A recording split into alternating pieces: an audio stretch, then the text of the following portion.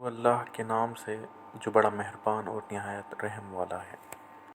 قمیل ابن زیاد نقوی کہتے ہیں کہ امیر المومنین علی ابن ابی طالب علیہ السلام نے میرا ہاتھ پکڑا اور قبرستان کی طرف لے چلے۔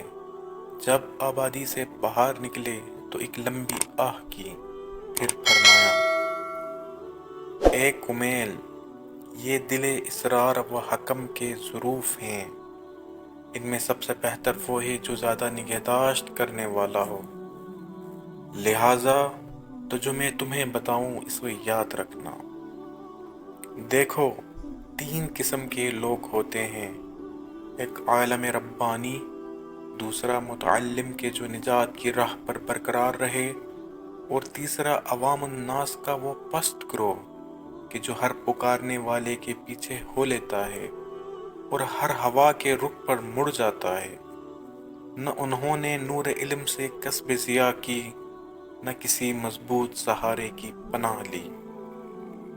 اے قمیل، یاد رکھو کہ علم مال سے بہتر ہے، کیونکہ علم تمہاری نگہداشت کرتا ہے اور مال کی تمہیں حفاظت کرنی پڑتی ہے، اور مال خرچ کرنے سے گھٹتا ہے لیکن علم صرف کرنے سے بڑھتا ہے، اور مال و دولت کے نتائج و اثرات مال کے فنا ہونے سے فنا ہو جاتے ہیں۔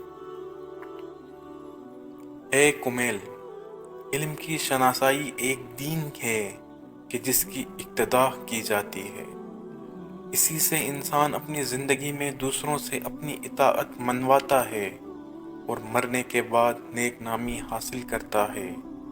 یاد رکھو کہ علم حاکم ہوتا ہے اور مال محکوم۔ اے قمیل، مال اکٹھا کرنے والا زندہ ہونے کے باوجود مردہ ہوتے ہیں، اور علم حاصل کرنے والا رہتی دنیا تک باقی رہتے ہیں۔ بے شک ان کے اجسام نظروں سے اوجھل ہو جاتے ہیں، مگر ان کی صورتیں دلوں میں موجود رہتی ہیں۔